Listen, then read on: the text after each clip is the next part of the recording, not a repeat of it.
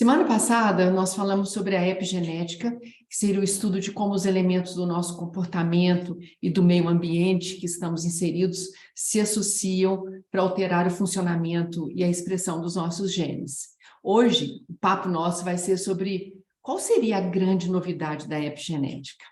Então, a genética estudada nos cursos de biologia que eu e você fizemos lá no ensino fundamental e no médio, ainda hoje, ela é oferecida com base no chamado dogma central. O que vem a ser esse dogma central? Sim, existe um dogma também na ciência.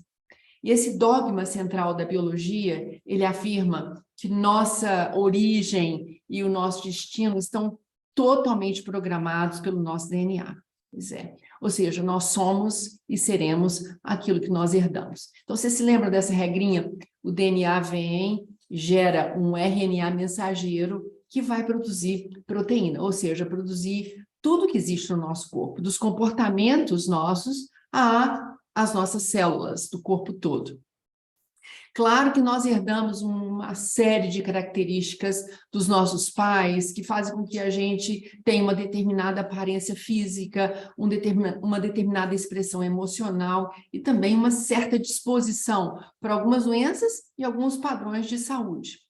Contudo, gente, os cientistas começaram a questionar esse determinismo diante de certas situações sem respostas na genética convencional. Por exemplo, quando você tem dois gêmeos idênticos, os chamados univitelinos, cada um deles desenvolve comportamento e doenças diferentes um do outro e independentes. Então, o que estaria por trás dessa lacuna? Se a carga genética deles é idêntica, elas foram herdadas dos mesmos pais, e como é que esse determinismo genético do dogma central não foi capaz de explicar esse evento deles poderem ter doenças diferentes? Descobriu-se que os processos genéticos para a criação dessas novas células estão totalmente vinculados não necessariamente à carga genética, mas ao meio ambiente e ao comportamento da pessoa. Então, por exemplo, elementos que podem alterar a expressão desses adoecimentos e a expressão dessa carga genética são o estresse, a poluição, a temperatura do meio, a fome, o sedentarismo, a consciência de si, dentre inúmeras outros pontos.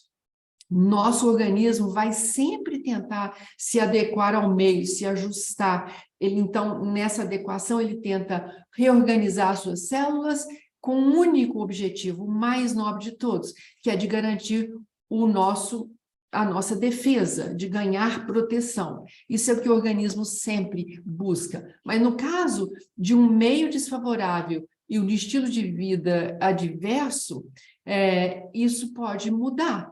Então, essa proteção natural que a epigenética nos dá, dessa autorregulação, é um termo muito importante que acontece no nosso organismo, essa proteção cai ou fica prejudicada. E aí, certos genes que não deveriam ser ativados e outros que precisavam ser ativados para a nossa proteção se desorganizam e deixam, então, a pessoa, ou nos deixa propensos a adoecimentos.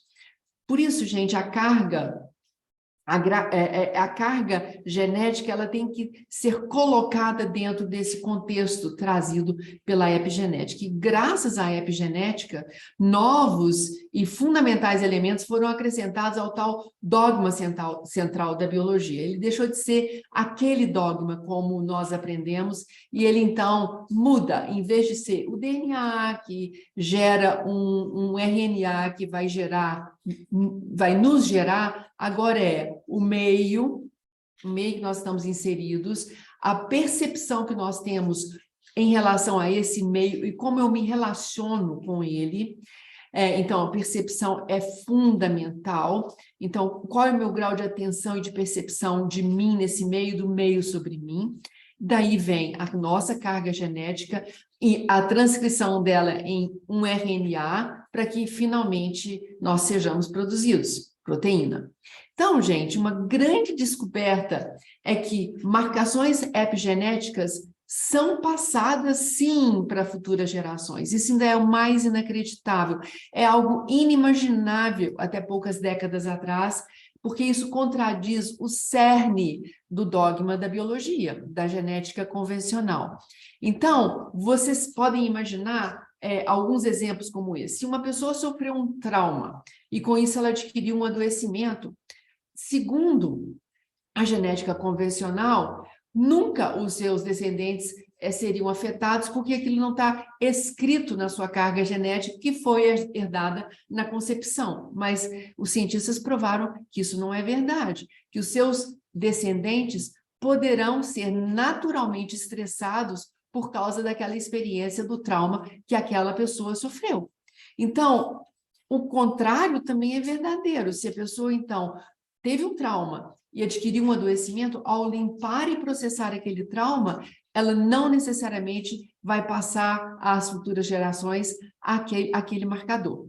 Então, não só a nossa herança genética não nos define de forma nenhuma, quanto também aquilo que nós fizermos, escolhemos fazer no nosso estilo de vida, dentro da nossa vida e no nosso meio, vai influenciar gerações futuras.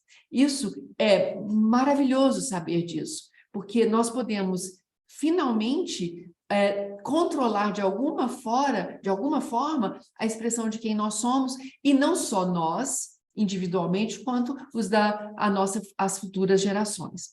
Então, podemos concluir dizendo que o controle da vida está intimamente ligado à nossa percepção sobre nós mesmos e ao meio, e ao nosso estilo de vida dentro desse meio. É isso que vai possibilitar uma leitura de determinados genes ou a proteção de determinados genes que poderiam expressar um adoecimento, mas se nós tivermos um estilo de vida saudável e algum controle sobre o nosso grau de exposição a esse meio, nós poderemos viver muito mais e com muito mais saúde. O contrário é verdadeiro também. Se nós temos nenhuma consciência de nós e do meio e nos expomos a um estilo de vida extremamente deletério que nos machuca profundamente, nós vamos ativar genes que estavam ali prontos para se manifestarem num adoecimento e jamais ativar aqueles que poderiam nos proteger. Então, a semana que vem, eu acho que vale a pena, vai ser o nosso último episódio da série Epigenética, e vale a pena nós falarmos sobre como isso se dá no nível celular. Obrigada, gente. Um abraço.